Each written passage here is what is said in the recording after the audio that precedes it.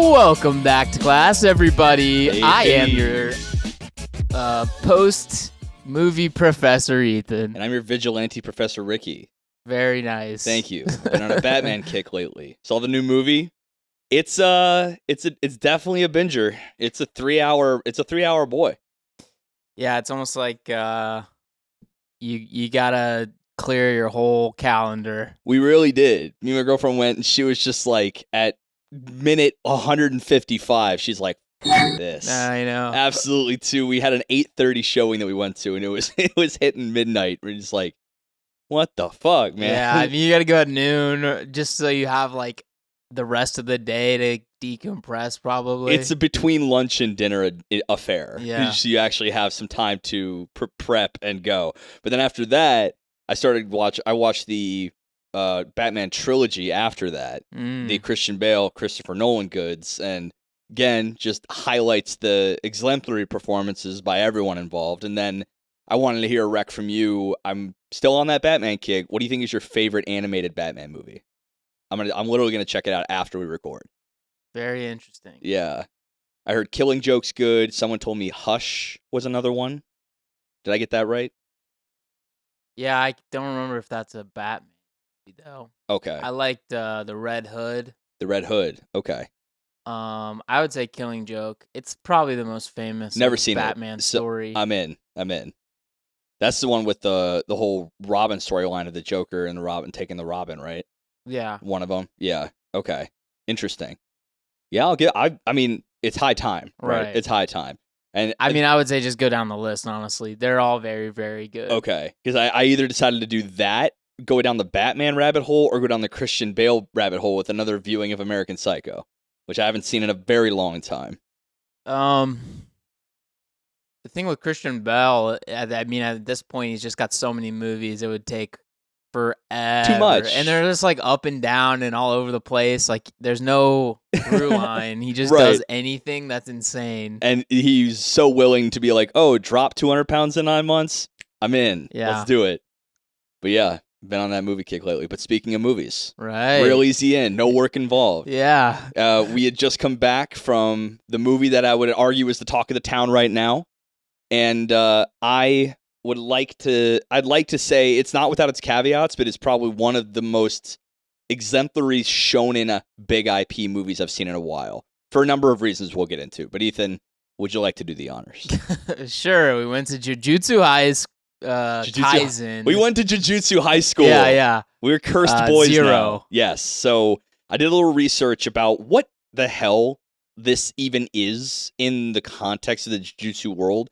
Apparently, Jujutsu Kaisen 0 is based off a 200-page manga by the mangaka of Jujutsu Kaisen, obviously, but it was pre-Shonen Jump days. It was kind of the formative bones for what he then... I wouldn't even call it a rough draft, because it was very well received. And then he formulated kind of a proper episodic, more Shonen Jump digestible flavor of the Jujutsu world, which we've later known it to be Jujutsu Kaisen, the show. So it had another name that's escaping me right now. Anyone in the Discord, and if you know it, you can come in for $1 now. Patreon.com/weebology. There it is. Come on into the Discord and tell us what the original name of the manga was, because it had a completely different name. And then when Jujutsu Kaisen came out, it got renamed and published under Jujutsu Kaisen 0. Interesting. So this was a prequel from the rip. So initial thoughts. How did you feel the movie kind of played into the overall world? Yeah, I loved it. I thought it was better than season 1 of Jujutsu Kaisen. Wow. By like a lot. Didn't see that coming. I know. I've been very, very quiet since we finished. I noticed this. You were bottled up, but you had some... Yeah. You can see in Ethan's eyes when he has a real hot take, and I saw it. Yeah, I mean, to me, this was like a billion times better than the actual first season of the show. Okay, interesting. I think there could be a case to be made there, but I think in my mind, was it better than the first season? For me, no, but it was definitely on. It was literally on par. It was great. The pacing was phenomenal. It felt, for the most part, very natural for all the characters involved. But what I liked about it most is it being a prequel that already existed and was written by the original author as a prequel to Jujutsu Kaisen Season 1, it felt very flowy right into Jujutsu Kaisen. And I think it augmented my retroactive experience with Jujutsu Kaisen because of its existence. And I loved watching that story because I got a lot more depth in the characters, some villains, some actions taken in the show that now have a little bit more weight and meaning behind it. But we're digging into all of that. So I guess let's set the stage a little bit so we can start talking about, because I really want to hear your thoughts on why you thought it was better. Sure. But you have what seems almost like a shot-for-shot intro to Jujutsu Kaisen, the show, where you have this character, Okutsu Yuta, a young man who is kind of imbued with a very, very dense cursed energy off the gun. And it really kind of boiled down to the fact that he is bound by a curse that was his childhood kind of love interest that was tragically, in a car wreck. Truck-kun's little brother, Subaru-kun, kind of did its thing. And now you have, the spirit of his gal pal Rika in a very powerful way. They're both considered special grade. And again, from here on out, that's just a setup, but there will be obviously spoilers for this movie. So if you haven't seen it, do your best to go watch it. But if you don't care, stick around. So I kind of like the idea of this because I think the Sukuna Yuji spin was already a subversion or a tweak on the demon within shonen trope. And this one even took it another, I wouldn't say a step further, just in a step in a different direction, where it was a demon within, but it was from a different kind of flavor than like a Sukuna or a Kurama, That's where my head's at. That it had a different flavor on the idea, but it still stuck with it. I think Yuta's a very interesting analogy or a counterpart to Yuji's character as a main character. Yeah, I mean, yes and no. Okay. Because I do think that like the movie confuses what his actual power / curse is. Okay. Because like he didn't actually have a curse. Right, but he was just kind of straddled with it. He was just wielding his own power the whole time. That's right. That is right. So it does like kind of make it more analogous than I think it actually was. Mm-hmm. But I think Yuta as a character is just significantly more like real than Yuji. Interesting. And better in every single way. Wow. I think Yuji just blows, honestly. Okay, well, just like coming out of nowhere and just being like god tier from the just start, like ridiculous. Yeah. I think there's like a potential that there could be like further down the line. I mean, obviously we don't read the manga, so I don't know what actually happens. But like considering how ridiculous Yuji was at just like physical activity in general originally, right. It makes me think that potentially he's related to the same guy that both Gojo and Yuta are. Right, they talk about it at the very end, but that's right. But like, there's like something else going on there for Yuji, and then also for him to have this kind of, I guess, symbiosis with like the king of curses. You know what I mean? Like, there's something else going on that obviously we just don't know about yet, and that's very shonen. Yeah, of course. Like, that's shonen bread and butter, right? Yeah, we don't know the lineage yet. You've got some bloodline down the way. Ooh, those bloodline techniques, though. But like Yuta as a character is very interesting because like his affliction he caused inadvertently and by himself essentially. Yeah. Based on like latent power, as far as we know from the movie. But no, it's just like I think a better take at like it's like Harry Potter, except for instead of wielding magic, you're like cursing people. So like there should be that emotional element that I don't think Yuji fulfills for me at all. I think he's just like, I don't know, personally, I don't think he like feels the emotional weight of what happens enough. And I think it's necessary. It's not necessarily because, like his character's just weird because he's got like the most powerful curse essentially inside of him. So like he's not like out there like cursing people on accident, right? Sure. It's like kind of this like anachronistic. He's just plopped into a story kind of thing. Right. So I think what the show tries to do with Yuji is, his lack of desire for killing others or taking action when required. There's a bit of arc for his character there. I'm thinking like mid-season when he kind of reconciles the fact that you're going to have to kill somebody at some point, right? There's a bit of growth here with that, but I will agree with you that Yuta's growth in that regard feels a lot more natural. He always felt inferior. He always felt in a way that he kind of tried to hide. Like he even said in the movie, like, I just tried to lock myself away and disappear. He tried to just not be involved or engage with the world after all of the stuff that happened to him. But at the same time, I guess the deeper meaning there is he tried never to engage with himself. And we found that Geto, the main villain of this kind of story in this movie, says to him, like, I can tell you've never actually felt these intense emotions before, and you're now filling up with cursed energy, which that is the direct cause and effect of the power system of this show. Right. And that felt a lot more natural. And he never had friends to really do that with. Yuji had a much more, I guess, robust companionship set. Like, he was always kind of a guy that had friends.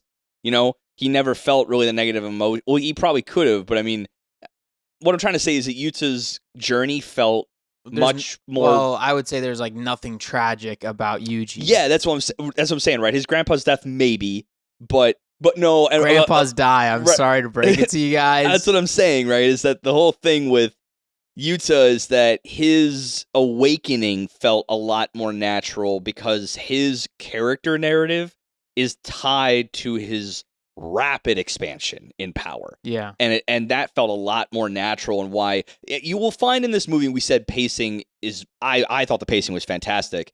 For the merit of a movie, they cut out a lot of the training, but they showed just enough to know that he's getting better. But you'll find these explosive spikes in his power and his cursed energy usage. But that in this show, more than most, that sudden burst, like almost like a Zenkai boost, can happen with the feeling of intense emotions. And this movie does an amazing job with Yuta's character when he showing that he never had friends. He finally gained friends through his actions. He gained their trust. And when he saw that they were on the back foot, well, like less than some feet because of some of the injuries, like literally walked up on him like that, he exploded. And at first I was like, this feels odd. But then I thought about it more. I'm like, okay, wait, this makes a lot of sense that he has this ability. Well, I mean, I think from the rip, it's different, right? Because they grade you as you enter the school, right? Right. So Inamuki is already, rank 2 because his power is just so ridiculous. It's very bloodline heavy as well. Right, Yeah. And so he comes in with this, like, ridiculous apparition attached to him, and so he's already special grade as he enters. That was one of the most badass scenes of this movie, too, when, like, everyone's like, he seems like a kind of a bitch, a sourpuss, and he walks in and his first step is just boom, and everyone in the room freaks. Like, is this some kind of fucking test, dude? Like, because he's like, you're not supposed to be using curses at the school, and Gojo's like, no, like, this is who this kid is, just inherently, and everyone's like, what the fuck? But I think, like, showing instantly the capacity for what he can do, like, it makes it okay to have, like, these. Like, it's not even power cliffing because it's just like he already has that ability. Yeah. Right? Yeah. And then especially when you see early on his, like, cursed spirit, like, run amok. Yeah. It just absolutely waxes, like, whatever.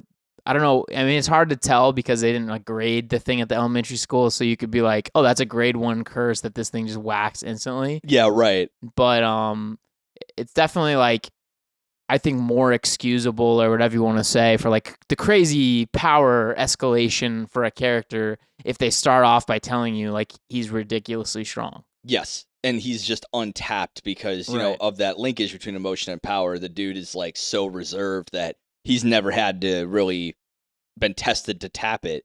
And I like the idea that you said the running amok of Rika, because I like the juxtaposition and why I think maybe this Yuta Rika combo versus the Yuji Sukuna combo might be a little bit more engaging, because Sukuna is very level-headed, controlled in his own psychotic way. When he quote unquote breaks out, you know shit's going down, but he has an agenda. Right. I love how unhinged Rika seemed when she was quote unquote released, because unlike Sukuna, who's taking control and using Yuji for his own I don't know, malignant uses, it was more that Rika was just unbounded when released, right? So Right. the choice to release Rika was not only a dangerous one, but the risk reward. I talk about this all the time. Risk reward power set.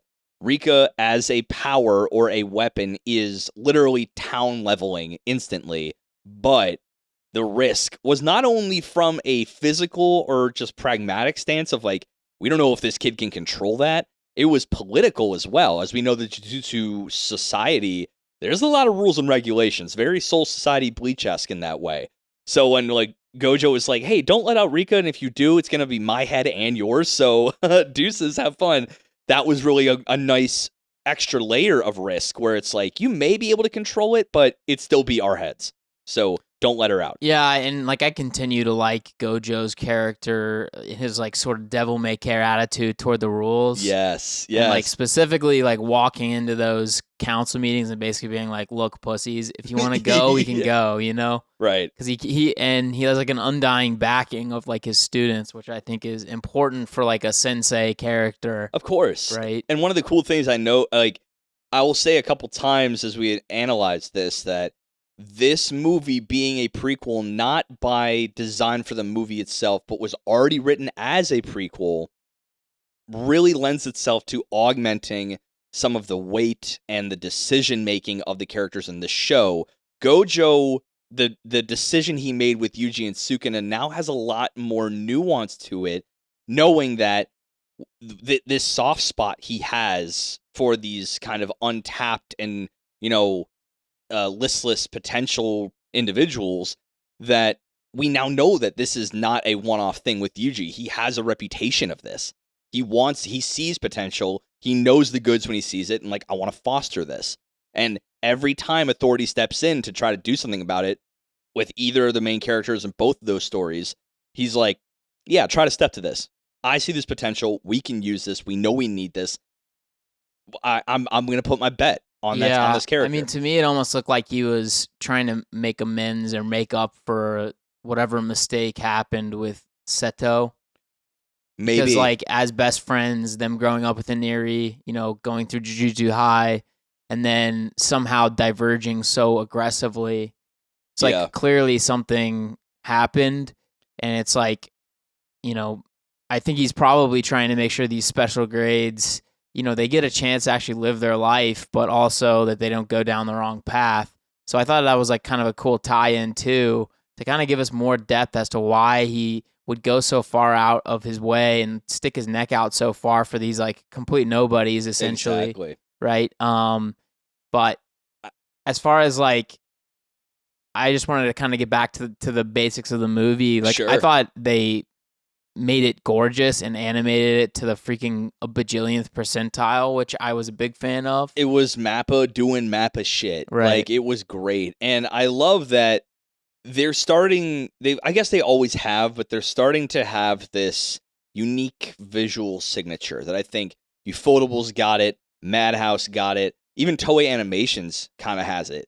And Mappa, something that kind of struck me as interesting, if you notice in the original cards for all of the studios involved, Mappa showed off that this is their 10th anniversary.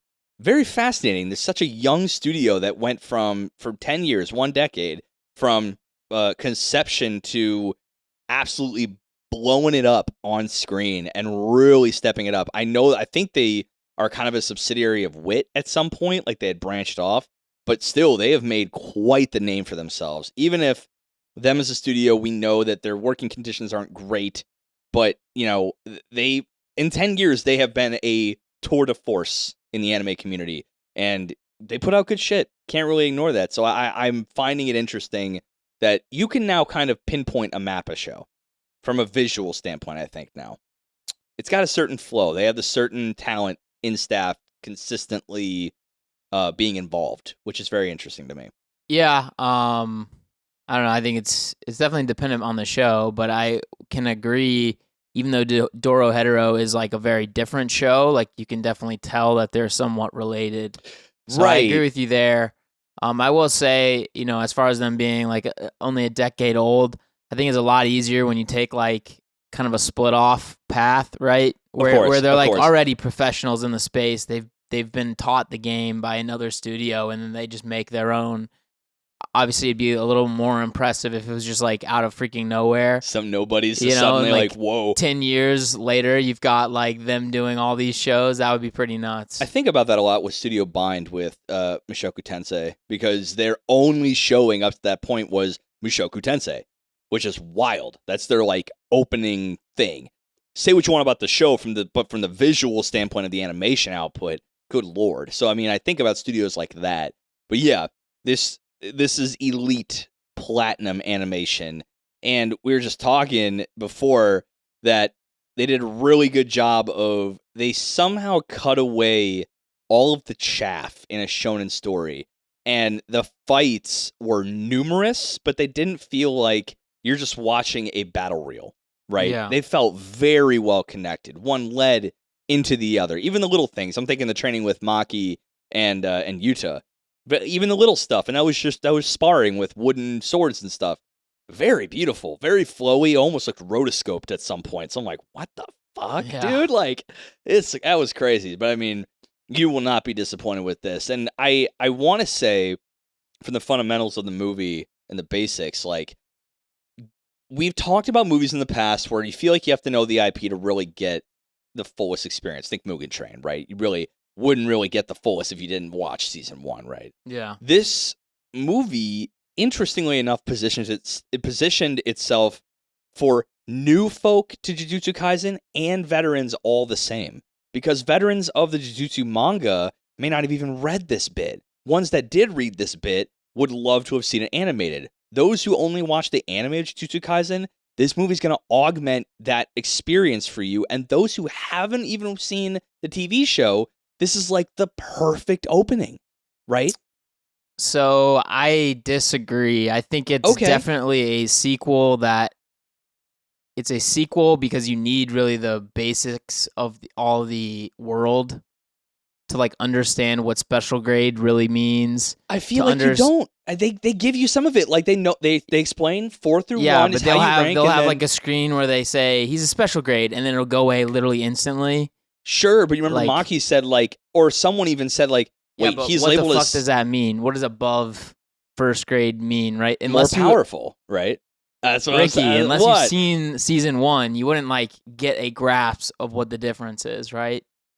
I guess not, but that's what I'm saying, right? Is that you still have... I think it is a perfect prequel that has come out after a set amount of episodes of a show, because all of the basics are explained to you in more detail during the show, and then all they have to do is hit some like little basic points to like catch everybody back up. But I don't think you could watch this and get a full grasp of what's going on. Well, that's why it's the best dipping the toe in, because I think every big beat from a lore perspective is hit in this movie. But if you want to know more, fun fact, dude, there's an entire season waiting for you to flesh out everything you heard. I think you got enough in that movie. If you know nothing about Jujutsu Kaisen, you could follow and understand, at least from a logic standpoint, okay, the grade system exists. We know where things fall. I may not have a full understanding of special grade, but that's fine. I know where it is in the totem pole. And then you go right into season 1, and you have a better, almost like fuller understanding of some of the decisions made in season 1 by certain characters. The way Maki is, the way Panda is, the way, Gojo can be. I think and Geto. You would... I mean, obviously you could follow it. If you're not an idiot, you would figure it out. But I think it would be a diminished experience for the movie, personally. Sure. Whereas, like, I like the show better now that I've seen this movie after the fact, if that makes sense. It does. No, and I'm totally in your camp on that. I feel that season 1 has been augmented retroactively for me because of this movie. Whereas I don't know if I watched this first and then watched the show, I think the pacing would feel like a grinding halt in comparison. Yeah, that might just be merit glacial. Totally glacial. That might just be merit of a movie format. They had to fit the big beats of nearly 200 pages of story into what, an hour 30 and change, something like that. I mean, Yeah, I mean, it felt like a good length of time though. Yeah, right. I kept thinking like, oh, this is gonna be done now, and then it'd go on for like another 20 minutes, and I'm like, great, I'm glad it's Dope. in now. That's great. But yeah, the main conflict of the story, and it's something that you had brought up that I think the students need to hear, is that we have clearly a schism in the Jujutsu sorcerer world where there's obviously different philosophies here, but the antagonistic philosophy is not one that's anything totally fresh. Like you have Geto Sugua, I think his name is. I don't know. But Geto, he is a kind of a defected Jujutsu sorcerer who has pretty much a red leisure as red can be. He's cursed at least 100 people that are non-combatants and just innocent folk, and he holds a philosophy that it's very, I would think, maybe for you the analogy might be wizards and muggles situation, right? Where it's like, he's one of the most powerful sorcerers. He considers all non-sorcerers monkeys, as he says in the movie. And he wants to basically build a world specifically for Jujutsu sorcerers. He sees them as the apex amongst humanity. Now, the idea of that, again, nothing new. This is very analogous to like a wizard muggle situation in Harry Potter. Some people believe you want to help and assist and support the muggles with your wizardry, and others think that they are scum and lesser to the more powerful and the more equipped, blessed by birth, essentially. Right. I have really enjoyed the usage of that here because it's a little different than magic, like you said. They're curses. It's all meant to be negativity, almost negative energy applied in a positive or negative way. So I kind of liked where he caught, like, why he said that or how he applied this philosophy, because isn't there the implication that any normal person with exposure to cursed energy, or it's a psychological power set, so you could, in theory, manifest it for yourself, right? We saw that in the show where a seemingly normal person could manifest some kind of cursed power. I don't know. I thought that was like brought on by some other guy. Was it the Stitch guy that brought it on? Stitch guy made him into it. So that's a little bit of the kind of what I wanted to ask. Like, I'm a bit fuzzy on where does the endowment of the ability to use curse energy come from? I thought it was the usage of negative emotion manifests physically, but I didn't realize there was some kind of... Because like if that was the case, then every bullied individual in Japan would be a curse user. Yeah. Right? So I think it unfortunately does seem a little more bloodline oriented. Hence the Yuji thing you brought up earlier. Why in the world could he use it? Is it just because he could consume Suke in his fingers? But how could he do that without some kind of bloodline affinity, right? Right, and I think it has a lot to do with like old school Japanese lore about like their famous people. I mean, it happens throughout really most cultures, right? Mm-hmm. Like some Viking kings are their legacy turns into like half myth, half not myth, right? Right. And so I think that happened a lot with these like early Japanese kind of leaders, because I think the guy that they mentioned that they're related to was like a real human being. Really? But that's cool. Right, they call him one of the 3 great vengeful spirits of Japan. He's like a super big shot sorcerer, right? Which like whatever. Yeah. But like even you bring it back to Drifters and other shows like that. I mean that Omni Core, like that kind of stuff, I guess sort of existed, right? And the philosophy I think we see in Mob Psycho in a good bit that they outline, where the more credence humanity as a whole or a society, the more humans that lend credence to a myth, the more power that myth tends to have, right? I think there's a scene in maybe season 2 of Mob Psycho where everyone believes in this urban legend, and therefore that as a demonic spirit exists and is powerful because of everyone's belief in it. Yeah. So I think that's kind of an interesting thing there. With Jujutsu Kaisen, I want to know if the line fuzzes, where the line stops, because for me it's fuzzy right now is what I'm saying. It's like, is it really a bloodline thing? Is it genetic? Or is it something that you can in fact manifest as a layman? Because I wonder about that. Well, it seemed to be similarly like if a lot of people believe in it or dread something, that it manifests And they say that in the show curses, too. right? Yeah, Like, right. obviously. Yeah. But I guess I don't understand. And I think that's probably a big mistake from the showrunners or the mangaka to not have brought up, like, really the constituents of what makes you a cursed user. And you know, someone is gonna be like, "Well, I did do this in chapter below," and I'm gonna be like, "Guess what, bitch? I didn't read it." We're only So, learning to read now. Come on. Yeah, I refuse to learn how to read. That's why he's an audiobook guy. But no, I just think like something so important like that should really be brought up and probably made use of constantly, especially to combat this idea of like the Zenin clan being one of the great clans, you know, and then Maki coming from it, right? And then not having any ability to see or wield curse energy. But she still claps all But the she's same. still clapping cheeks. Like, there's got to be like some push and pull here as to like how this works in the world. So that's what I'm saying, is that that's where the fuzziness kind of came in, and the movie really didn't help this much at all, because it doubled down on that thought where if someone from a royal bloodline can be as lacking as much talent inherently, genetically, physically as Maki can be, then the other side of the coin should be true, that someone who comes from literally no lineage should be able to be a god tier at that point, right? Because if Maki can exist, the opposite should as well.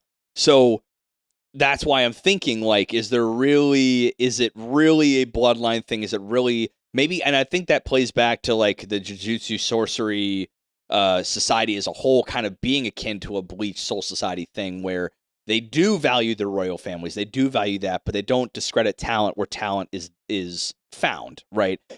And I think I wanted to talk about the Geto versus the Gojo philosophy shift here, because I think that was really, really well done, where, you know, Gojo and Geto being the kind of two sides of this, because they're both uber fucking strong. Right. And even Geto saying that, Gojo, you are the strongest. And we got that reaffirmed again.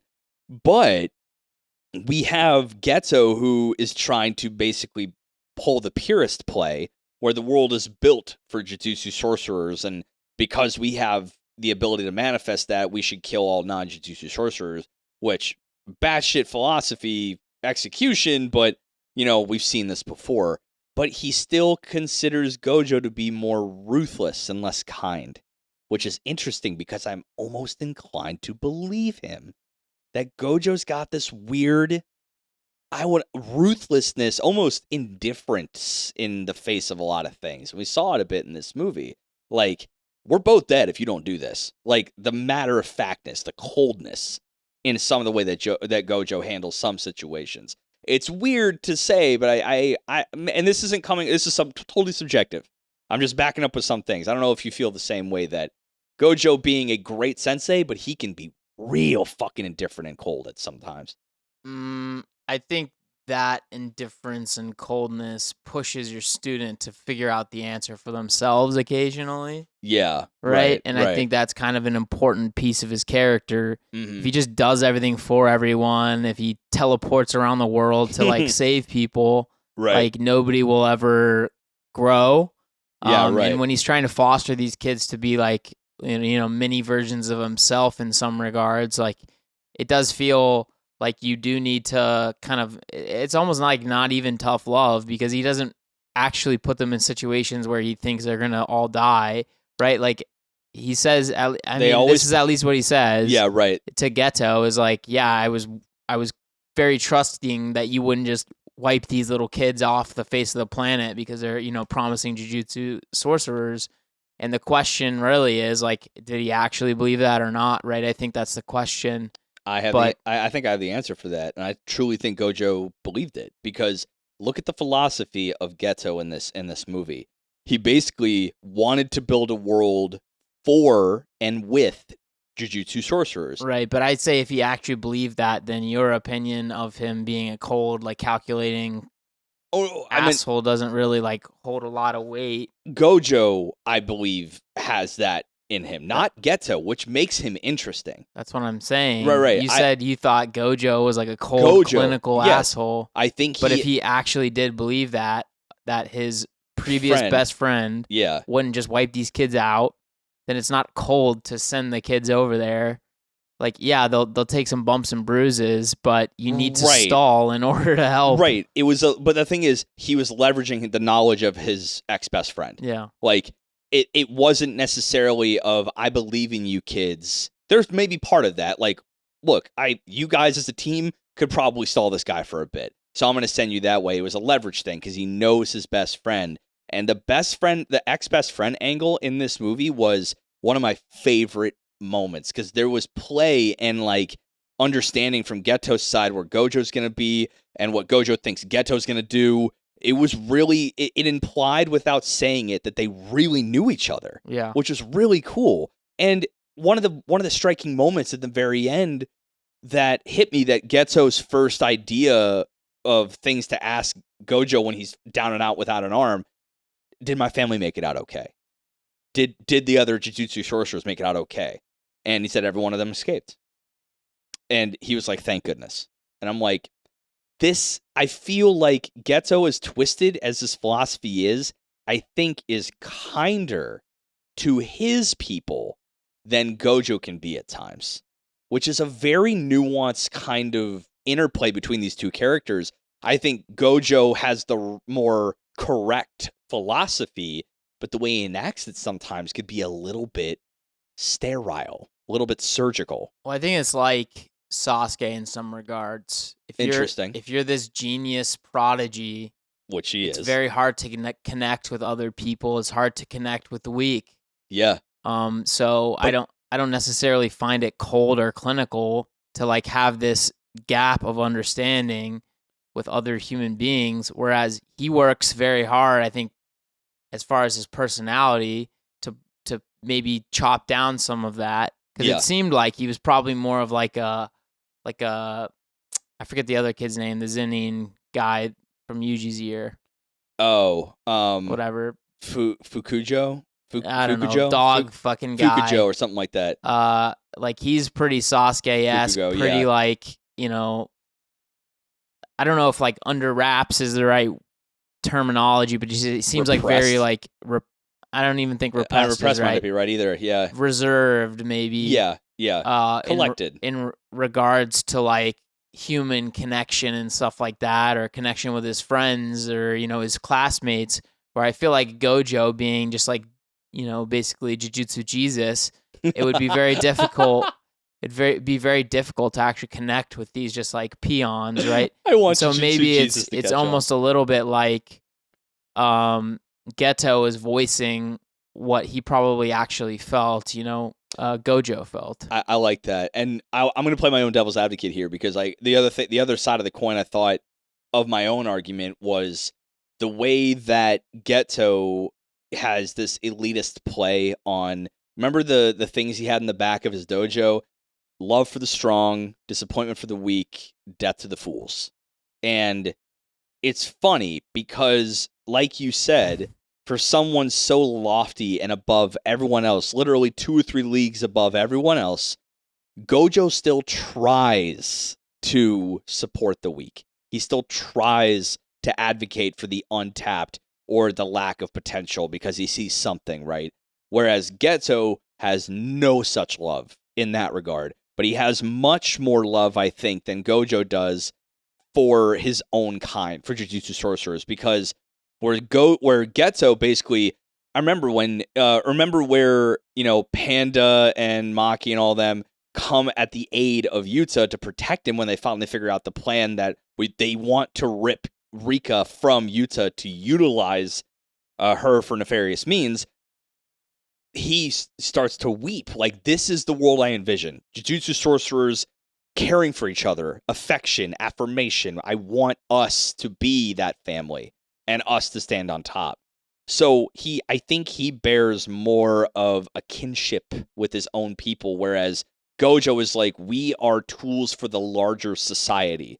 It's a little bit sacrificial, but for Gojo above all others, there's no sacrifice for him because he's the best, right? So for everyone else, he's teaching this philosophy of you are here to support the ones who can't.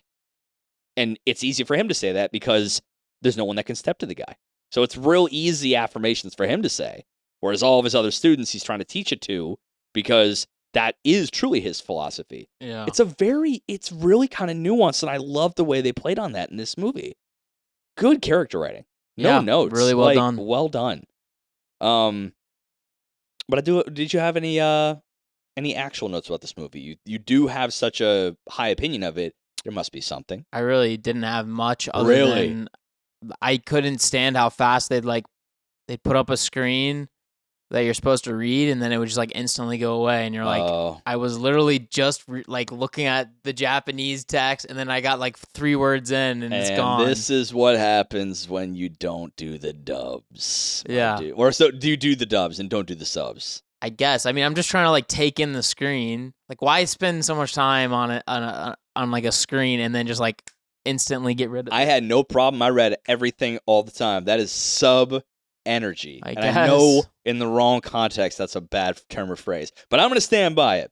Up to you, man. Subs or doms, who knows? Subs or doms. Sometimes you got to be both. Sometimes you got to do both. And, that's how it would be. I'll give you some of my notes. I want to hear your thoughts because it sounds like you have, absolute no notes. This is fucking gold energy right now. I'd say I have notes about season 1 in light of this. Would love to hear it. Give me, the one big note I think I had. I wasn't the biggest fan of the interplay they had with the romantic angle between Rika and Yuta. And here's why. I don't think it couldn't work, but they kind of shot themselves in the foot a little bit with the structure of Yuta's, apparent power set up until the end. We learned it was really all his power. She didn't curse him. He cursed her because of his lineage. He's actually quite powerful. So it really was all him. But because of the nature of their relationship, I mean, as a cursed spirit and him being a curse user, that I felt like I wanted more of emotional foundation to the moments where Rika as a spirit is crying, or her like weirdly one-dimensional tunnel vision love for him. I didn't feel that in like the 4 minutes of total back. Like, only thing we learned is Yuta was a sick kid as a kid, and so was Rika. I assume they met at the hospital. They, as kids, played, and we saw that she had given him a promise ring. When we get old enough, let's marry, blah, blah, blah. It's pretty used, okay. But that's all we got. It was only really 4 or 5 minutes of pure backstorying for the reasoning why Rika could be so undying, even as a cursed spirit, in favor of protecting Yuta. A little bit odd for me, because there was such an organic, what I thought could have been a relationship between him and Maki. That felt a little more natural. Do you see the sparks there? I thought that could have been a thing. I was hoping for that. I don't understand why you think it can't be a thing still. I'm not saying it couldn't. And I think all the more now that Rika's out of the picture by the end of the movie. Oh my God, that could bad. be a thing. I'm shipping, dude. I'm shipping. That's how it's got to be. Yeah, I just don't see how these are mutually exclusive at all. And when you said this earlier, I just don't have an answer for you because what do you mean? I don't think it at all. Well, why did that situation that happened have to do anything with Maki and him potentially getting together in the future? The fact that he was literally tethered to a special grade curse lover that could have just destroyed anything that would disrupt that connection.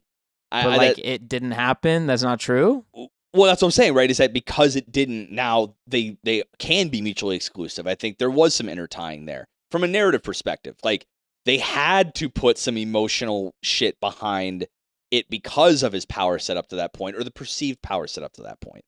I just wanted there to be, if you're going to give me that kind of romantic, because literally, again, it's as Gojo said, there's no curse more twisted than love. I didn't quite get enough oomph in that emotional foundation for them to even insinuate that. It felt a bit contrived that they were so endeared to each other. I wanted a little bit more in that. That's all. I mean, I guess that's a criticism that you can levy against them, but like you got to think it's a movie. Like they can't spend 20 minutes I showing know. you all the love. I guess like all the situations for the first. I mean, honestly, it had to be only like 2 years or something like that they could have been together. But I think the point that I would make is like your first love is supposed to be like different and special, right? In some regard, right? Whatever. And in this case, like it seemed like they were deep, deep, deep in love, and then something just extremely tragic happened, right? So I think if you were to think that she was just a cursed spirit, you could think, okay, think about the percentage of her life where she loved people. Like, Yeah. of course, she's gonna be like super deeply, deeply in love with this guy because she's only, it's like really all of the love she's had to give other than her family was for him. Yeah. Right. So like, I don't know. For me, I didn't quite feel like it was that big of a deal to like, look past not getting like all the scenes where they were like, I mean, they're kids. Like, well, I don't know. I don't know even know how to explain this. So I am, as people know, I'm not afraid to be my own devil's advocate. So let me hit you with my own logic about why I think this could work in a very big way from what I saw at the very end of the movie. This curse was not Rika. This curse was all Yuta's doing. Right. This curse wasn't necessarily born from Rika's love to him. It was not, it was him in twofold. One, his pure rejection of her death. And two, it was formulated with the emotions based on what he had in a relationship with Rika. Remember, all she said in the beginning of that when the curse was forming and attached itself to Yuta was that I made a promise to you that we're going to be together forever and ever, right? That was him almost like a domain expansion, right? Just building a reality based on the little bits that we got. And I think that's all he had, right? A promise, together forever, and her undying love for him is his perception of her. So he built the curse, not her.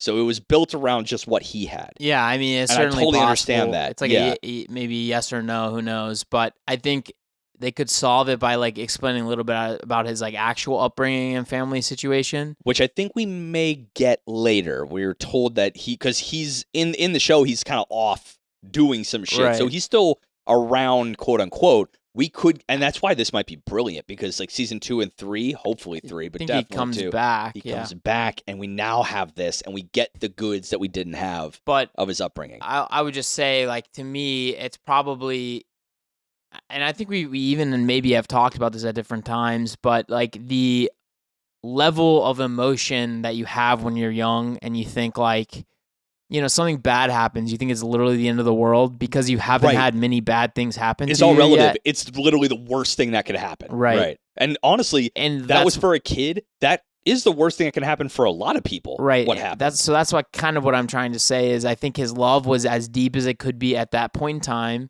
and also the loss was as deep as it possibly could be at that point in time. Mixed with his lineage, you got a hot recipe. Right. So, like, to me, I didn't think it was, like, weird at all. I mean, of course, like, sure, I would have loved to see 8 years of, like, whatever. Sure, right. And again, but, like, movie format. You just have to kind of, I think that's one of those situations where you just kind of have to be like, okay, they were deeply in love. It was obviously weird, like, in the very beginning of the show, this like little girl brings up this like ring, and you're like, "What the fuck is going on?" I think we all three looked at each other like, "What?" Looked at each other. Our friend Cody, that's been on the show before, looked at us, and we all looked at each other like, "It's gonna be." I even said to Cody, "He's like, it's gonna be a fucking engagement ring," and he's like, "No, there's 6." Click. I'm like, "Oh fuck me."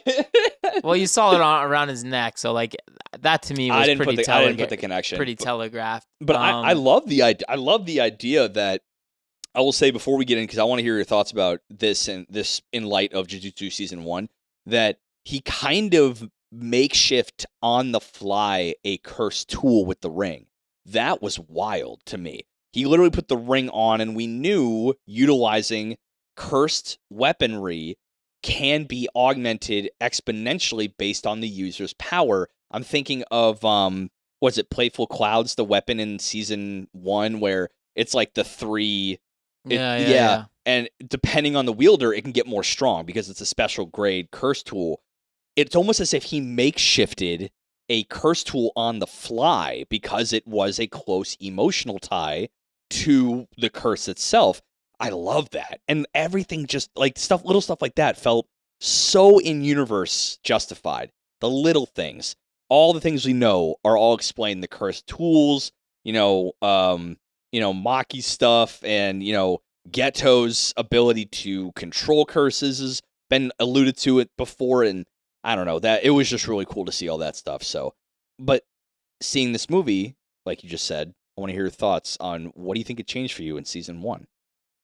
Well, I don't think it necessarily how did it perceptive shift? Maybe is more of the. It didn't change the plot or anything like that. I just think this would have been a very good element to allude to. Like think of Fire Force. They always allude to that day when everybody combusted and that event. To me, this would be a very clear opportunity to bring up an event that happened that was extremely important in the Jujutsu world. Yes. Or something that Yuji noticed, a weird thing happened in Shinjuku last night, and then he could put the pieces together and then kind of format this reintegration of Yuta back into Jujutsu High. One thing I want to bring up is we did, I think, had one moment like that in this movie, and it was Narami, I think it's the 7-3 guy. Yeah. What's his name? Anami? Yeah. Anami. So Nanami. Remember how when Yuji had his Black Flash combo, we got flashbacks that he had 4 in a row and he was the world record holder as a goof, as a luck. He never meant to do it. We got to see that in this movie. Right. I was fucking hype, yeah, sweating in my seat. The first time he did the flash, I looked at Cody, I'm like, dude, is this the thing? And he's like, I think this is the thing. Yeah, I didn't put 2 and 2 together because, first of all, I didn't really like Jujutsu season 1 that heavily. I think honestly it just felt like a super rehash of a better show. But I think that's a really cool homage certainly to something that was cool about season 1, the Black Flash thing. Is that what that's called, or is it called Zone or something like that? It's called a Black Flash. So it's when I kept thinking he was talking about the Zone. it's so Todo, when he was teaching it to Yuji, he said it's as if you gain a state like the Zone for athletes. He equated that to the Zone for athletes. Very Kuroko basket situation, right? Where the Zone knew. So it's basically when your physical attack and your application of your curse energy are within 1/1 of a second of each other, and it's considered instantaneous. That lack of lag causes an exponential explosion of cursed energy known as a Black Flash. It is something that requires insane concentration to do once. So for him to do it 4 times, then Yuji to do it later, we now have this kind of timeline of weight of that feat, which I think that's one of the things that seeing not only that 4 consecutive Black Flashes, but for What's-Her-Face and Yuji to do it in the final battle in unison together, both of them to have a Black Flash, fucking awesome. And that's the best part. We saw Yuta do a Black Flash because he literally was just so in rage, heavy emotion, he just lost. And you saw it was the only time his pupils went away. He was in pure concentration mode.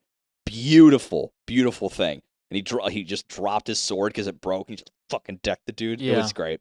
But I think an event like that could be a really good, I guess, tool for the Jujutsu world. And season 1 should have brought it up. We've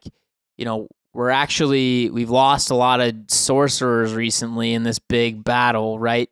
I don't know. I just think those historical events are really cool to bring back, and kind of it just would, I think, have been cooler if they had kept alluding to this day that was Jujutsu infamous. I have a hunch that we will get that, because I think the mangaka wrote that Jujutsu 0 early, reformatted it, kind of polished some stuff up, made Jujutsu Kaisen as a manga all the way through.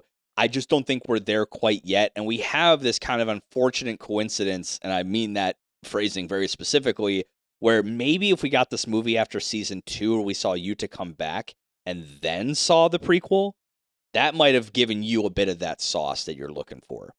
Well, like I think in my opinion, you lay the groundwork for something like this earlier than season 2. And that's why I think this was the smarter move. So I think they will allude to this, but we'll have... No, I mean, like, this should be alluded to definitely in season 1. Oh, okay. So you're thinking they should have done more work. So I think they had one or two offhanded comments where we're a little light on staff recently. We're looking a little light at Jujutsu High. See, I don't recall much of that, but it's entirely possible. I think Maki said we're looking a little light on recruits lately. It's a little bit like Blue Exorcist. They had mentioned that Blue Knight like a lot of times, right? And then you finally get to see it, right? Yeah, right. Those things are important, I think, in storytelling.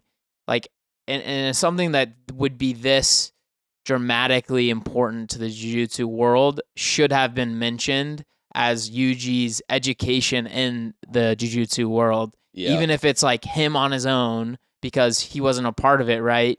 Or the lineages or anything like that to know about it, where like Gojo had mentioned, yeah, it really sucked what happened last year or something like that, right? Because that makes a world that makes it feels lived in. It feels like there's historical basis and like actual things that have happened previous to the main character showing up in it. Primarily things that are so common knowledge in the lore that it shouldn't feel like it had to be explained when bringing it up. Like when we say, like, remember, when we'll talk years later, like, oh, the toilet paper shortage.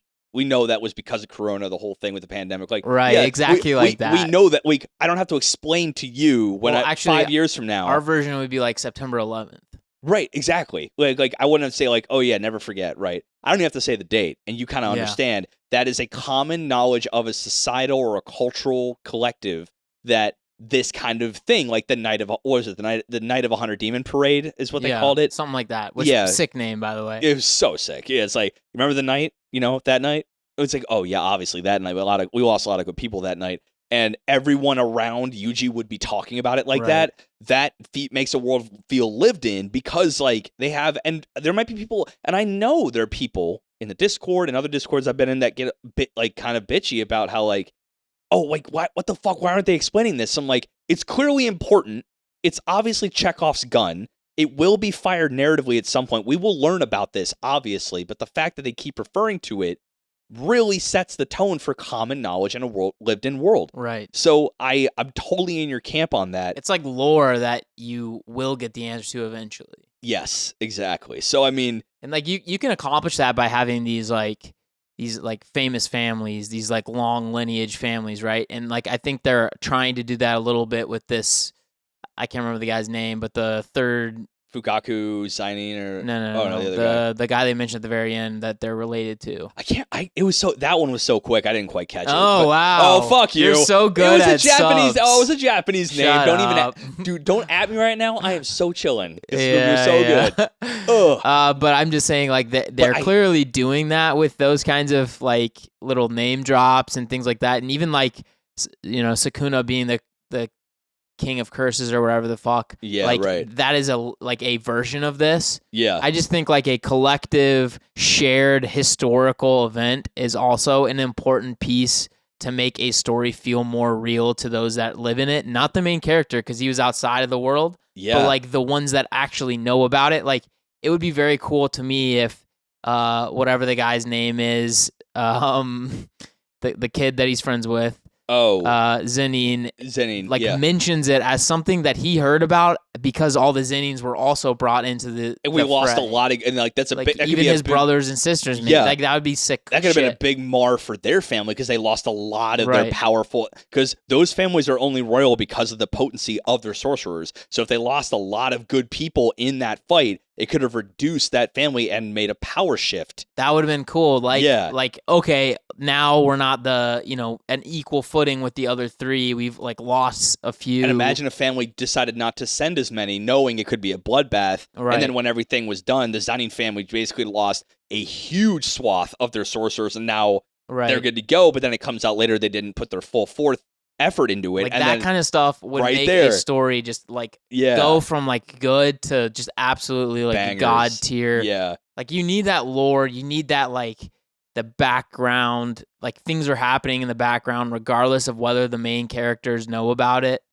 Like even like maybe Gojo mentions it sometime, like Yeah. You know, like weird how only like a few of your guys showed up to this event. Yeah, don't that think we I all wasn't asked looking at it just for, because I right? wasn't there. I know how many Yeah, came to what. right? And your Like- family was a little light, my dude. Like the head guy comes in and starts saying some shit about whatever this kid's name is. I think it's you want to do a look I just up? gotta You wanna look do a it up because it's I honestly think it's pissing me off. Fukoku or Fugoku or something like that. But yeah, so and here's the thing, right? Is that I think what you're asking for is more of that to be applied, but I don't think that the story is devoid of it. We do have allusions to royal families. We do have allusions to other academies and sects. We have clear allusions to political and philosophical schisms within the sorcerer world. So I think Jujutsu Kaisen, this movie kind of showed even more of that. Is it trying to build the bones for a long haul situation? We're talking like 7, 8 seasons, like My Hero Academia level shit. Is it building bones in that regard, but is it leaning more in the Bleach politics than maybe the heroism of MHA, you know, like something like that? I don't know. I think it's leaning more towards a Bleach situation. It is building a political, complex world of individuals and groups with different agendas, different outcomes, different philosophies of them within society as a whole. I'm curious to see. Oh, his name was Megami Fushi. Guru. Okay, I got the F right and go. I guess they changed his name to Megami. Yeah, well, Megami Zenin. Okay. Interesting, because a lot of them don't. I even think Megami and Maki both didn't want to be part of that family in their own ways, but neither here nor there. But yeah, to my question, I know you were deep in the research. It happens in the lab, but do you think Jujutsu Kaisen is trying to build bones for a really long haul? Because I think if the answer is yes, they're doing a fantastic job. If no, then they're lacking, right? That's what's worrying here a bit. I think it is yes. Yeah. Because I mean, I could be completely mistaken because I don't know shit, but I thought it was a long manga. Like, why would people be super, super excited about it if it wasn't like a long, long thing? Yeah. So, I mean, I think it's doing better than Demon Slayer, for instance, at like gotta be honest. longevity. Yeah. We like I said, you know, not just the intricate and diverse power system. Like, seriously, to me, this is a spiritual successor to something like a Bleach. Everything, the bones are all there. Political factioning, demonology, very varied power set that are based on very personal, you know, personal ties to said powers. All the bones are there, but it's all got a different coat of paint and feels a little more refined in an era where a big three really doesn't exist, right? So this movie made me all the more hyped for it because it built more of the world. It built more of the historical lore that season 2 now has all this to munch on. Like, has everything to refer to from this movie. So yeah, I don't know. Maybe I just like the pacing better or something. Like, I felt like I cared more about every character in this movie than I did about actual season 1 main character. Like, I forget his chick's name. Don't care about her at all. Yeah. And I don't really care about Yuji either. Like, Sukuna's cool. And I wanted to ask you, Geto mentions at some point Queen of Curses. Did you notice that? I did notice that. What the fuck was he talking about? We have a king of curses. Yeah. So I'm curious what and we never saw necessarily, in my mind, a queen has a brood, and what we saw were demon babies, essentially, right? I don't think we ever saw the quote-unquote queen of curses. Unless that chick he summons was her. When did he summon a chick? You remember he summons like the one that was like right there. Yeah, special grade curse. I don't know. I don't think that was it, because it was like that one had a very specific name. And I would be... Well, I couldn't tell if he was like implying Rika was the queen of curses, and I'm like, that seems weird as fuck. Yeah. And then he pulls out his own special grade, and I'm like, so are you saying this is the queen of curses? So I do think like it is odd as like I guess like a way of doing this to have mentioned, did you know there is 16 special grade curses? And then it's like, you've got one and I've got one. And then it's just like I'm not gonna mention any of the other ones. Yeah, the other 14, I right, guess. like Holy shit. hello. Yeah, right. Like I think it does like it's one of those things where it does like I guess leave a little like questions to answer. Yeah, right. But it's just like why say Queen of Curses and then just not follow that up literally at all. So one thing I wanted to bring up before I think we give a rating, well, anything else we have, fuck it. But the idea of reversal curse techniques. Yeah, that was cool. That was interesting because it was the implications there, in my mind, was a more akin to like medical ninjutsu, right? So we saw that, I don't know how, but Yuta apparently used curse energy to do some healing properties. There were some medical doctors that were in the fight with cursed sorcerers and cursed users. So the implication is that reversal curse techniques are the opposite of damaging. They heal. But we saw Gojo's purple hollow technique is curse amplification red and curse reversal blue. Has he found a way and to see beyond the application of reversal curse techniques to use kind of a antimatter shit with curse energy to make this black hole of shit with purple hollow? I had so many questions about reversal curse techniques. So that opened the door to some really cool shit for season 2. Because that would imply that Yuta has much more of a knowledge after his time at Jujutsu High about cursed energy, I think, than, Yuji ever did. That was wild he could do that. And I think they were implying that it's all latent, just genius talent with actual, application of curse. Like, think about it. He created a special grade as a little kid on accident. And he also saw in real life cursed speech usage, and then within just months after that moment, he built a technique to copy it once in a very high potency. Right. He literally copied cursed speech in a megaphone. Yeah, literally die and just destroyed a swath of demons or curses all at once, and it's like a one shot.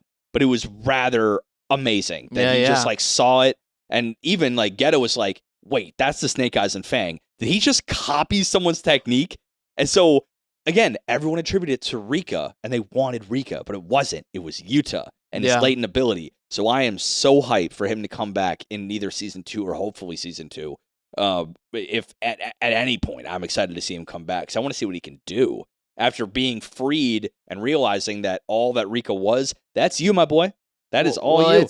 I think, to me, seems like there's going to be a lot involved with Yuta helping Yuji kind of, I guess, curtail Sukuna's, the shit that he does when he takes over kind of stuff. Yeah, and because I think as much as they may differ from an application of a main character in this story, their journeys are quite similar, at least from the outset. And I'd be curious to see what advice, mentoring he could give that maybe Gojo, not that he couldn't, or just does it in a different way. So I'd like to see him as a mentor role and kind of him to go balls to the wall. Well, it'd be cool if they find a way to team up, because I don't know, it's hard for me to think someone that's only a year above him is really going to take on that mentor role. But I guess we'll just have to see what his personality is now that he comes back.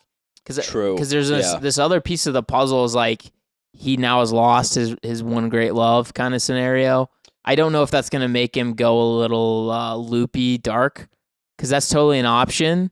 And based on some of the pictures I've seen of him in the future, potentially he's gone a little emo. Yeah. I don't know if he's twisted. He just has much longer hair and looks I thought it was cool the entire season how he had that weird red under his eyes. From the eyes opening, or from Yuji, or No, I'm talking about Yuta. Yuta, okay. Of just this I guess visual representation of him just being strung out and in the movie. Oh, in the movie. Yeah. Oh yeah, right. He's always sunken eyed almost. Right. Yeah. He's just always tweaked out about it. But then at the end he it just looks normal. So I think it's potentially this super, super intense loss that he felt was just weighing down on him so literally aggressively. Yeah. When you mentioned, when he walks in the room, you can just literally feel this depressive force. It almost felt like Ryatsu, right? The exactly, spiritual energy of just weight. Just everyone feels his weight. So And I did love Inamuki when he said, like, what do you say, plummet?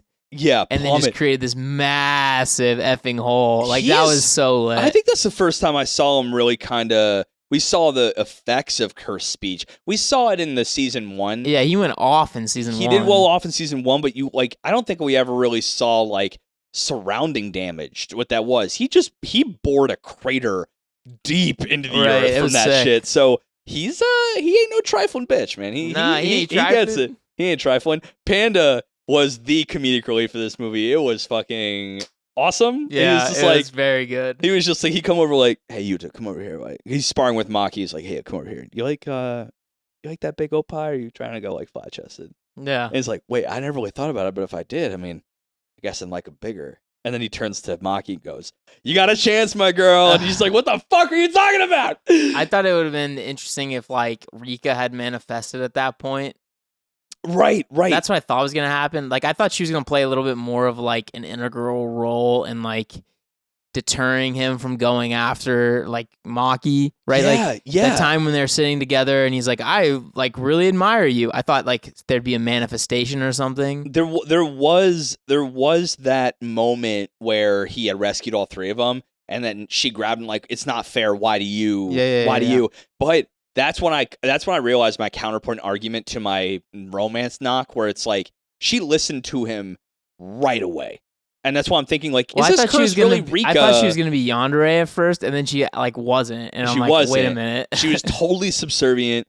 And, like, the fact that he's just like, she saved my life, you get the fuck back here and treat her right. And she did. And I'm like, is this really Rika? Or is this Rika, like, his perception and build of Rika? So, all in all, you know, the knock is still a nitpick, but it's still, I've reasoned my way out of that hole. So you know we got to do it to him. What would you rate this movie, knowing what you know? Your Professor Ethan rates. Oh, that's how I know he's going to give it a banger score. Jujutsu Kaisen 0, a 93 out of 100. I feel really, really bad, and it was a very tragic story about his love with Rika. Damn. Out of 100. Nice. Out of 100? Yeah. I'm going to give it... I'm going to give it 91 out of 100 lewd pandas. I think that's how it's got to be. Okay. Yeah. He was a little crass in this one. He was crass. I wouldn't say he was lewd. Sorry, crass pandas then. Yeah, he was a bit lewd. Just like his speech was a bit lewd. Whatever. I don't know. all in all, it definitely broaches the 90s. And I think, aside from nitpick here and there, I think it's an exemplary example of a movie for a big shonen, like a Shonen Jump IP. It wasn't a one-and-done canned. It had real lore implication. It wasn't a Mugen Train where you had required reading per se to watch it. Would it have been augmented have you already watched Jujutsu Kaisen Season 1? Sure. But I think if you were to think, I never watched Jujutsu Kaisen, I want to watch the movie first, you'd still be in pretty good straits. I think you'd have a good time with both in that order. And to that, I'd say... that's pretty rare for shonen movies. I did want to comment on this quickly before we end. Like, I do think that this kind of idea of a movie is definitely a better application than just, like, throwing out, like, a My Hero Academia one-off storyline that doesn't matter. Right. Right? Like, if you want to do a movie like this as an anime studio and your IP is supposed to be long and, like, very lore-heavy, like, explore a piece of the lore. Yeah. Like, obviously, like, this case, it really hits harder because it did have a lot of characters we do know involved. And it had mangaka that wrote the story prior, so it's 100% shot-for-shot canon. Like, this is canon to the universe. And it is really, like, fleshed out event. Like, I don't think you would get, like, a full movie about whatever that Fire Day was in Fire Force, right? Exactly, right.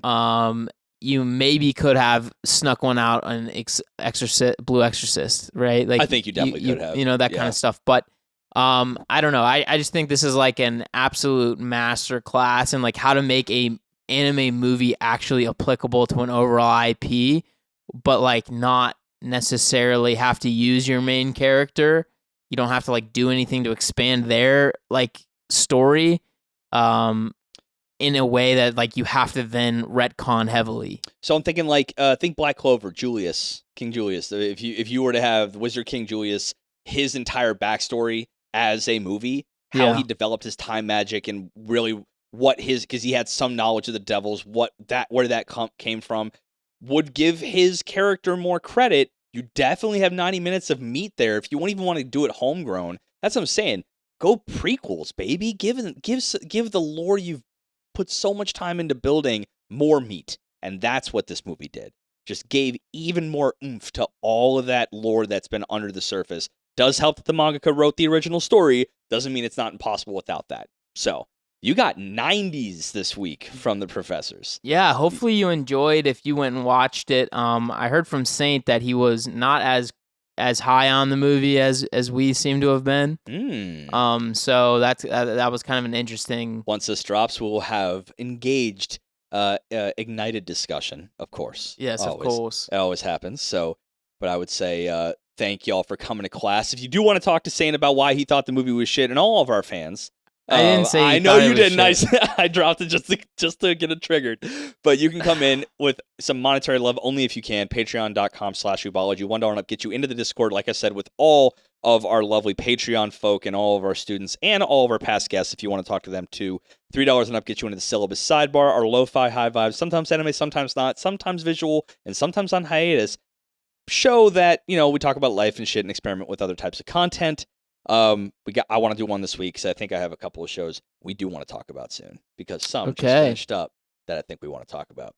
And I agree. Mm-hmm. And you want to check us out anywhere you want to, and all of our backlogs. It's all in the description. Anywhere you get your podcast fix, if you're listening to us right now, you're already in the platform. Just pop back over to that Congrats! backlog. Yes, congratulations. You've made it here. Now go pop over to that backlog and just rip it, my guys and ladies. All the students, just rip it. It's all required reading. Every bit of it's required reading. Of course. Yeah, and if you want us to watch an anime, you can hit us up anywhere like Instagram and stuff like that, weebology.podcast, at weebology.podcast. I always forget the at the beginning. And, our email, old school, weebologypodcast@gmail.com. We do read that. Like we said, we will guarantee read your email. Right. Now, the reply is up in the air. It's up in the air, but your message will hit our corneas. Yeah. It will hit them. I guarantee you I will observe what you want me to observe. And most likely, me and Ethan will discuss it even. But the reply is still a 50-50. That's a coin toss. I think I replied to most. Yeah, I think we do. But the follow-up, potentially not. Potentially it's a whole episode based on the show you recommend. So right, that is totally there. The risk-reward for you is real lopsided in your favor. Yeah, the risk is nothing. You're going to get read. The reward is an entire episode with your name in it. So, and we're going to try to start doing that more often. We're going back to the show reviews because I think we've been a little light on that.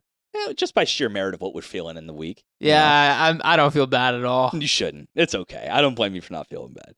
But yeah, I think that's all we had. I am going to probably go back and either go into that Batman or Christian Bale situation. Yes. Yeah, but until I kind of watch American Psycho and maybe relate to it a little bit, but shouldn't, I'm Ricky. And I'm Ethan. And this has been Weebology. Deuces. American Psycho's a little relatable, dude. It's a little relatable. I'm on the outside fringe of society. It's fine. I don't think that's what it was about. Then I guess I didn't watch the right movie.